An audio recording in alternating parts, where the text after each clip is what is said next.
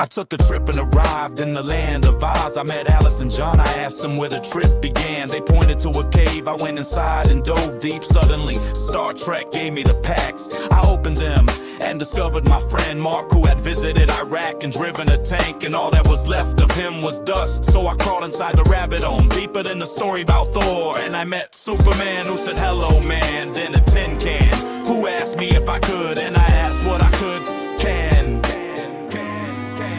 Can you forget your sorrow and your pain? And I told her yes, yes I could. And I promised her the dream of gold coins and beer cans. Yes ma'am, I could. And I continued deeper down the rabbit hole, and I found myself in a huge hall and heard a voice who asked me if I was still in control. And I asked again if that was all, and I walked close to the wall and was about to fall.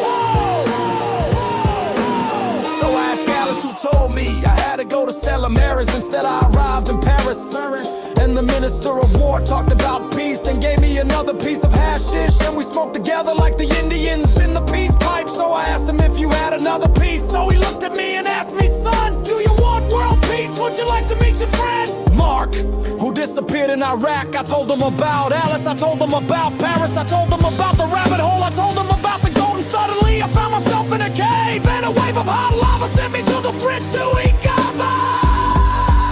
Can you forget your sorrow and your pain? And I